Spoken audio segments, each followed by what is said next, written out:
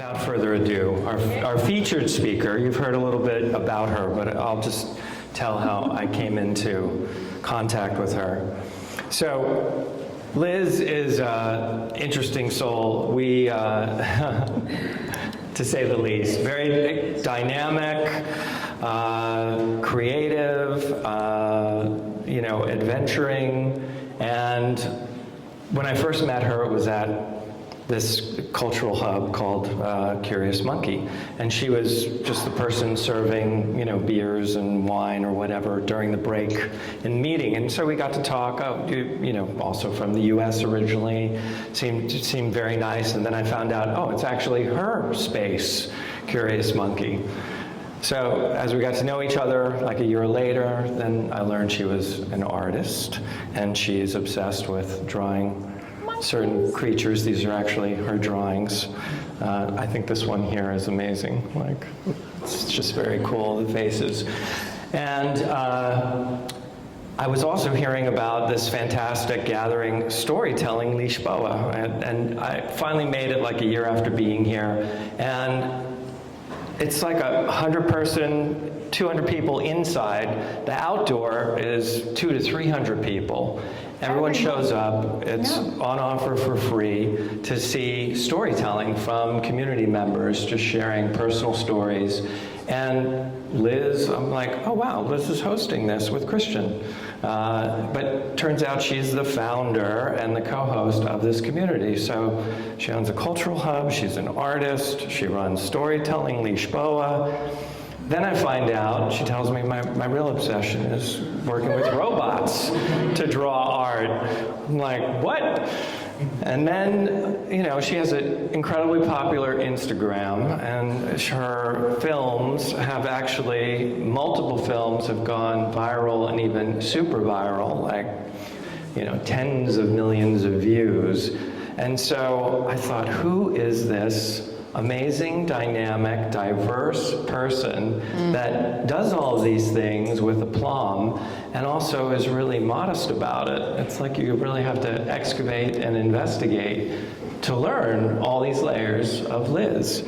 And that is what informs this curious journey of Liz Melchor. And she's going to share with us a really, truly inspiring talk about what brought her to and through all these creative avenues, and to ultimately share with us here at Creative Mornings. So let's welcome Liz Melchor to the stage. I want to orient you guys a little bit in time. I am 43 years old right now, but we're going to go back. We're going to go back to when I was 30. I was living in San Francisco. It was a weeknight. I was at home with my friend. We were bored, and we decided we would go to a drawing class just for the night. We thought, we'd draw naked people. It would be more fun than television. We go. The teacher, he comes up to me and he says, "Hey, have you ever taken a drawing class before?" And I tell him, yeah. And I'm expecting him to be sort of like proud, like, oh good, like you'll know everything, And instead he gets angry. And he says, forget everything you ever learned there. This class is different. All right. I sit down and he comes up to me and he tells me the rule. And the rule is I cannot look at my page. And I have no idea what he means, but I look around at the other drawers and they're all sitting there, they're looking at the model and they're doing this. And so I try to do what they're doing, but it feels awkward because I want to make a good drawing. I want to make a drawing that looks like a body, and I don't want to admit this, but I want to make a drawing that's better than the person next to me. But I cannot, that falls away, right? And I do this for 3 hours. At the end of the class, the teacher comes up and he's like, hey, do you guys want to continue and stay in the class? And my friend is like, no, I'm out. And I'm like, yeah, I do. And I stay in that class for 3 years. The class is 22 weeks, and I repeat it over and over. And for the first 11 weeks, we do not look at our page. Let me zoom out for a minute. I want to talk about the two aspects that make up a work of art, or that an artist brings to a work of art. You have the pink circle, which is the technical part, the craft. It might be like how to deal with light and shadow, how you use a chisel if you make sculptures. And then there's the blue circle. And the blue circle is more mysterious. It's sort of this ineffable thing, and I can't even give it a single word, right? It's like the essence, the soul, the invisible engine that powers a work of art. And different artists and different works, they have these in different proportions, right? You have artists like Thomas Kincaid that might have some technical skill, that might know how to use light and shadow and use a paintbrush, but when you look at the work, it's flat and you feel very little. And then you have virtuosic artists like Michelangelo that are extremely, extremely technically skilled, but when you look at their work, you feel a sense of awe. And then you have what one might call outsider artists, or sometimes they're technically trained people that still end up with a crude and childlike mark. And so the technical skill might not really be there, but you can still see their work and feel something kind of deep in you. And this has always been the work that I'm drawn to, the work I buy, that I put on my own walls. And culturally, as a society, I think we think of these two circles very differently, right? I think with the pink circle, we accept that this is something I can learn, I can get better at, I can take a class in 2025, I can watch a YouTube, I can practice and get better at these skill things. But the blue, the mysterious one, I think this one we struggle with more. We tend to believe it's like the muses, and that I must sit here and pray to the gods that they come and like bless me. Or we think it's genetics. We think that I was either born with talent or I was not. But when I went to that drawing class, my drawing teacher, his name was Michael Markowitz, he believed that this was something that could be taught. And so in that classroom, I learned to get in touch with my creative voice. We could even call it an unlearning. He believed that everybody was inherently creative. One must only look at children to like have the evidence of this. And so in that classroom, all our exercises, it was a lab to get back into that deep blue circle. So that was 3 years of my life. And I moved from thinking of creativity as fixed and tied to talent over those 3 years into thinking of it as something that was fluid and inherent.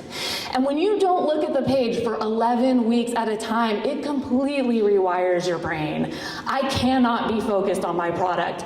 I must be focused on my process. And this means I move away from making work that I'm in search of some sort of praise. And on the other side of this coin, this means that I also move away from work that somebody's like being afraid that somebody might criticize me, right?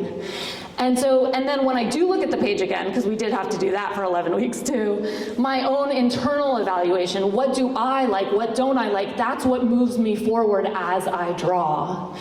And so talent and failure, they completely change for me, right? Before I go to Michael's class, if I make a bad drawing, if I make bad work, that means I do not have talent, and that means I need to get out of the game. But I was in Michael's class for 3 years making drawings, most of which are in a garbage can and like disintegrated somewhere in the world. And those gave me access to my talents. Because you need to take risks, you need to explore, you need to learn. And in doing that, you're risking failure, but you're also risking genius. But this is the funny thing. I wasn't in drawing class because I cared about drawing. Like I didn't want to draw. I wanted to be a writer. And I was gonna write the next great American novel. I wanted to be regarded as a public intellectual. Like this was my idea and my goals of myself. And I was in an MFA program, and you guys, the funny thing is drawing made me better. This drawing class, because if you work on that blue circle, it applies across mediums. And so this drawing class, it made me much, much better at writing. And I was working on my novel. My teachers thought I was great. They would tell me I'm brilliant, keep going, yeah, awesome. But there was a problem. Even though I was good at writing when I was doing it, I had dread, I had resistance, I didn't want to sit at my desk, and it didn't feel good in my body, right? And so I bought this book, War of Art. And this book, I see people nodding, I think they know this book. This book became my Bible, okay? And he believes, and because I would read it and I would be like, oh, that's me. Like, he believes that the artist needs to be miserable or needs to practice misery, right? That resistance and pain are inherent to creative work, and that my job as an artist was to show up despite that. That I was supposed to show up and be at war with this resistance, which really meant I was at war with myself. And so I read this book and I followed his directions and I showed up and I showed up, and the war was not going well. Resistance was absolutely winning, and this went on not for months, but for years. And then luckily, something happened. We're in my late 30s now. I have moved to Lisbon, still at war. Nothing's advancing really. Great American Novel is not going anywhere. And my friends and I, we decide we're gonna start a cultural association. And if you wanna start a cultural association in Portugal, if you choose a name off this bureaucratic list, everything goes faster and easier, and so we were gonna do that. And we found the name Curious Monkey, sort of an accident, but we thought it fit. We signed a lease. It was February 2020, and we all know what happens next. The pandemic arrives, and I am alone at home. Like, one day this Curious Monkey place will come into existence, we're hoping. And so what am I gonna do with all this free time? You know what? I'm gonna sit at home and I am gonna draw monkeys. And I hadn't really drawn for a really long time, to be honest. And when I started drawing monkeys, I was like in. Like, I became obsessed. And at this time, my art was unified not by any sort of stylistic choice. It was unified by subject, right? By monkey. And in fact, I was trying to do every sort of style that I could imagine. I was doing abstract things and finger paint. There's finger painting up there. Like, anything you can think of, I was doing. People ask me, why monkeys? And I've told you why I did monkeys in the beginning, because of the accident of the list, but there's a reason that I made more than 4 monkeys. There's a reason that I have so many monkeys, it's overwhelming. And that is because monkeys are human-like, but they are not human.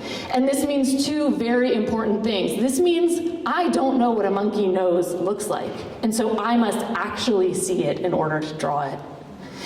And this also means that as I draw a monkey nose, I'm getting no feedback that I'm wrong.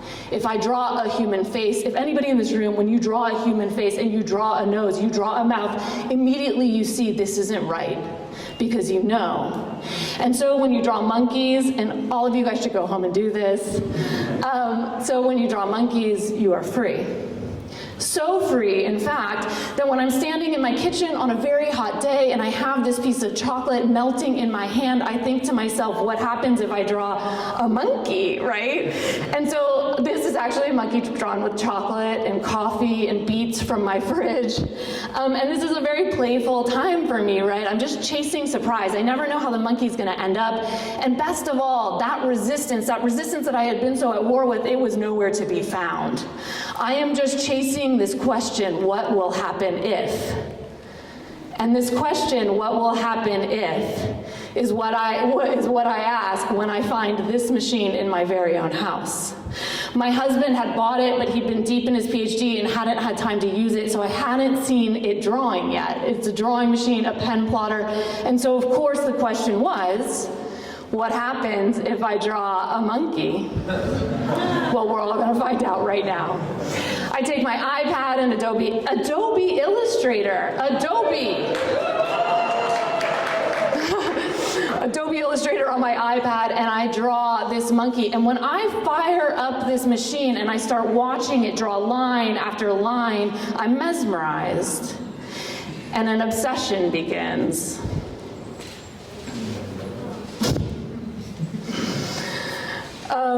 And so why be obsessed with a pen plotter? The best answer that I can come up with is that it is my opposite, right? A pen plotter, it's highly controllable, it's precise, it can perfectly repeat lines. A pen plotter needs a plan. I don't want a plan, especially when drawing. And so instead of this opposition being somewhat off-putting for me, instead it was something that drew me in, because I really wanted to be able to answer the question, how can I create something unpredictable with a predictable machine? Put that question otherwise. Let's say, how can I add surprise? How can I find surprise? And the first answer is really easy, right? The first answer is with materials. This is what I've been doing with my monkeys, like nothing new. It's called a pen plotter, but of course that doesn't mean that I need to use a pen. I can use a brush, and I can use that with water. I can use that dry. I can use a scratching tool. I can draw on anything. I've used bleach pens on t-shirts. You can really get creative, and I'm sure I haven't even gotten close to exhausting the possibilities. And so I'm sticking with the monkeys. And I draw a chimpanzee, and this chimpanzee is an example of playing with different materials. It's a single digital file, and there's a lot of choices that I can make in realizing it into the physical world, and you can see the different ways in which it emerges. Okay, but something starts to happen right here around the chimpanzee. I start to feel that feeling that's in your body, that dread, that resistance, and I don't like it. But at the same time, I'm also feeling drawn towards these sort of coded abstract works that I'm seeing other pen plotters on Instagram doing. And that's like energy, right? And so this time, I'm not married to an idea of being a monkey drawer. I have nothing wrapped up in that identity. I'm enjoying creating. And so I'm not gonna like force myself to stick with the monkeys. I am going to move towards what I want to do, which is coded drawings. Problem was, I didn't know how to code. But no fear, there's open source code generators online, and this is the very first coded work I did that I didn't actually code. But again, I think it's perhaps the best example I have of a single digital file, and every single drawing that is circling on the right, those are all drawings that are done with the pen plotter with this exact file and only this file. And by varying the materials, you really have this whole large range. I wasn't going to be content with using code generators online, right? I had to learn how to code. So I'm almost 40 years old when I teach myself processing, which is a coding language that was developed for the arts. And I realized that ultimately, like, it's like math, right? And actually, I had loved math my whole life. Like, I love math for math's sake. I find it beautiful and fun and like a game. And I hadn't really done much with it since I was 20. And so here I was getting to do math puzzles, and then the result was art, which is so fun. And it turns out in code, you also add surprise, right? I mean, you can add random variables, you can add noise, which is related randomness, which is also interesting. And the way that processing works is it's time-based, and so you program basically an animation of sorts, and at any given point, I can save a frame, and I can take that frame as my image and throw it to the pen plotter. And in this way, I can easily make a lot of related layers and play with materials and do what I do, I guess. Code's cool because it scales up. So those other drawings are A3, but this is a monster drawing. It's 1.2 meters by 1.3 meters. It's pretty insane, but it's very versatile. And this kind of coded art, it's called generative art, and so it's a rabbit hole that if it's interesting to you, you should go down, and there's much better coders out there than me, and you can see a lot of really interesting things, right? But basically the artist designs the algorithm, and that's a set of rules, and then the computer computes all the different possibilities. And so like, for example, here it's like 7 circles of a certain size, and then there's external tangent lines, and they go to another, like this. And so then you can see all the different structures that emerge. And a nice little piece of surprise is this is the same structure plotted over and over. But these structures, they weren't intended to be figurative, but I started to see people in them. And I like this one because it looks like somebody like out with their hand outstretched giving an apple or an orange or a ball. And error, of course, figures into this work a lot, right? I mean, it's the ultimate way of finding surprise. And this is one of the ways that I enjoy the most, which is if you can see the pen going over the paper is warped, and I've warped the paper using water, so it has hills and valleys. And so the pen plotter is just drawing one singular straight line, but it's not hitting in certain places, it's double hitting in other places. And so the line that should be just straight and plain suddenly has some dimension. Put those lines next to each other and things get interesting. On the left you have an A3 drawing, on the right again 1.2 meters by 1.3 meters. The digital file for these is insanely easy, right? It's just line after line after line with equidistance in between. But you see organic structures emerging in those mechanical marks, and that is from the error, that is from the water causing the ink to bleed, from the water warping the paper. And I like the tension, right? The tension between the mechanical marks and the organic.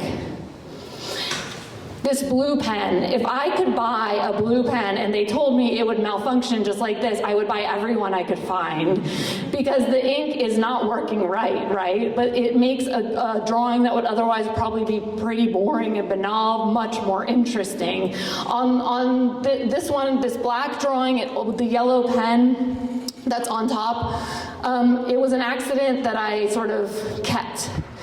The screw came loose in the pen plotter, the pen fell, and it was going along the track, but it was flopping about. And so you can see that it's both like doing what it should, but it also isn't. And instead of stopping the machine and tightening the screw, I'm like, no, this is great, let's do this, and let's finish the drawing.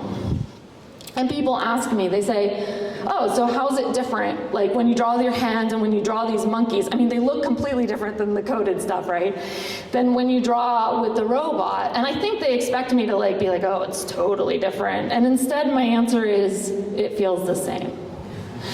I view art as an interaction. It's about the process, right? And it's a dynamic conversation. So there's a page and I put a mark, and I can put that mark with my hand, or I can put that with the robot, and then I look and then I respond. And it's a back and forth, a back and forth. And so the final product is an emergence of this continual decision, right? This continual interaction between me, the materials, and the page. I also was always trying to think of ways that I could use my hands with my robot, like both together, and this was one of my solutions, which was to have the robot use water, and then I would go in with ink, kind of like, it was almost like actually physically dancing, right? And sometimes it would knock me, so we'd get in fights. And at one point I did want to return to the monkeys, and I had all these cast-off coded drawings that I found really ugly, and I was like, I'm going to use those as bases. And so then I used my hands on top of the coded stuff, and then I tried to add more coded stuff, and so I tried to make these sort of like hybrid robot mark, hand mark monkeys.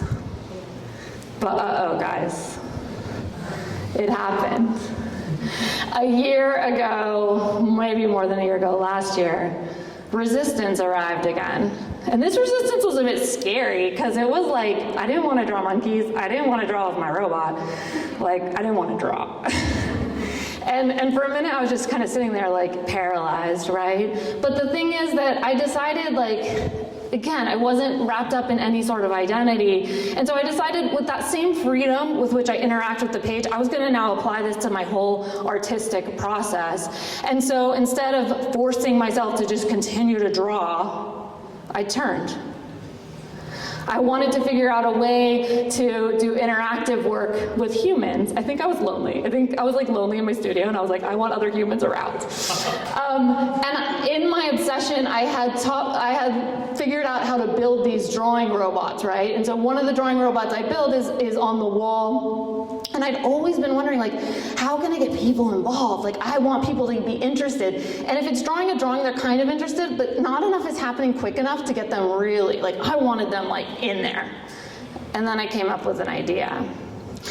I built a thing called a fortune robot, and I told people that it would tell them their future. And so if they come and they press the button, a fortune is written across. It takes about 2 minutes. The machine itself is actually really low tech, and I pre-feed it with ChatGPT fortunes, like hundreds of them, and they're pretty fun. That's what the robot over there was writing some, so you can check out what they were. Like, for example, a pigeon in Vienna is secretly in charge of your destiny. Be polite.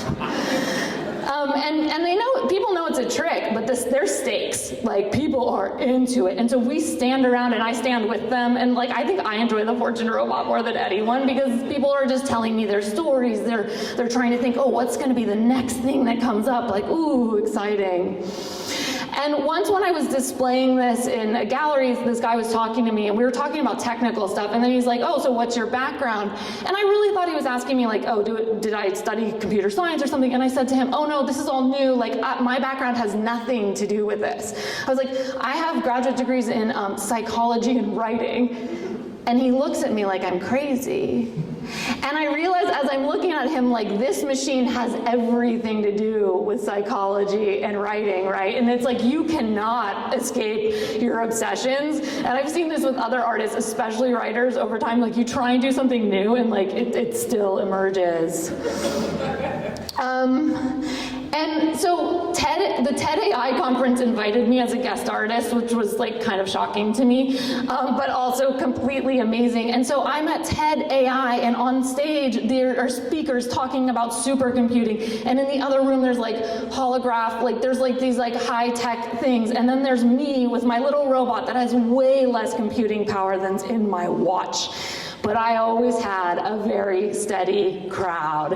And this one woman, she gets a fortune, and it's an aside during a TED Talk today will become the main event of your afternoon. And 2 hours later, she comes up to me, and she's smiling, and she's so happy, and she goes, it came true.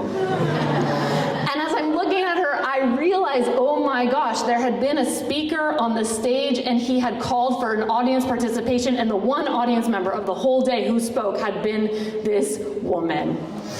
And so people, they were not just receiving fortunes, they were co-creating meaning through projection and storytelling. The magic was not in the machine, but it was in the interaction. Keywords. So now at 43 years old, I see my whole artistic practice as generative. Each new area of inquiry, I get new skills, new ideas, and I follow my energy wherever it wants to go. I'm not concerned with staying in a single lane. This energy, it fans out, it's in completely unexpected directions, and then it circles back, and like you can look at this and it looks diffuse and it looks scattered, but to me it feels fertile. And all of this is new, like since I turned 40, basically, and I'm just in my studio and I'm answering that question, what will happen if? For example, what will happen if I use my 3D printer to make vases and then try and integrate concrete to make like concrete lamps? This is what happens. I think I just wanted to show you the cool video. But this was like a 2-month tangent where I was playing with concrete, and concrete is very, like there's a lot of chemistry involved, and I definitely did 2 months is like nothing. I need a lot more time, but I do have some really cool lamps. And all of this is leading to this slide, okay? That Bible of my book that I would read over and over in my 30s, The War of Art, I do not agree with it anymore. I do not agree that being in pain is necessary to creative work. I do not think that one needs to go to war with resistance, needs to go to war with themselves. I think of doing art as playing. Alan Watts, he gave what I find is like the best sort of definition of what an artist does. And I'm gonna read you his quote. An artist is a man who makes his living by playing, whether he's dancing or painting or playing music or whatever it is. And he has to overcome this problem of playing on demand. He has to know how to play in public at a given time on an appointment, see, and that's not an easy thing to learn. But when you catch on to the trick of it, you can do it, to play on demand. That's the hardest lesson of life, to contrive what is called by my Japanese friend, Saburo Hasegawa, a controlled accident. And this is me proving to you that I'm playing. This is actually what I'm working on right now. I vibe coded, which means I used AI to help me code. I vibe coded a program that I can draw a monkey, that anybody can come and draw a monkey with their nose. Like, I'm dead serious, and you're also totally allowed to laugh. And it's really fun, right? Like, it integrates a lot of the things that I've been talking about. There is no way to focus on the product when you're drawing a monkey with your nose. You must focus on the process. You are destabilized. You must use perception in your body in a brand new way. And I think the question becomes sort of like, what is the art, right? Like, is it the monkeys? Is it the experience itself? Or is it the videos of the people drawing monkeys? And to be honest, like, I don't know the answer yet, and maybe it's all of the above. So, this talk has been about blossoming. And there's an irony in non-attachment, right? In the beginning, when I stopped focusing on my product got better. And so similarly, as I stopped focusing on like being something, like being an artist or something like this, fitting into a specific box, the more I was externally recognized. So through what I see as accidents in play, I got invited to the TED AI conference. I have had reels with one that has 42 million views, which is ridiculous, and I wouldn't necessarily say you should strive for that. But, and I'm in a book of robot drawers, which is extremely cool. Yeah, it's awesome. And I've been invited to more than one university to talk about art. And again, all of this since I turned 40 and I had no, previous robot experience. But while these might seem like markers of blossoming, I want to be really, really clear that this is not what blossoming really is. These are just byproducts. The real blossoming is arriving at that ability to more fully, as what Alan Watts calls it, play on demand. It's the sheer amount of fun. Like, I have so much fun in my studio. Like, I'm just by myself. I'm totally challenged. I'm engaged. I'm curious. And so this is my before and after, right? From being at war with resistance to following my energy. From I'm a writer to I make things and I am playing. From needing the great American novel, that thing will never exist, from me. To who knows, and being able to stay in this who knows. This place of immense possibility, that's where the blossoming happens. Thank you.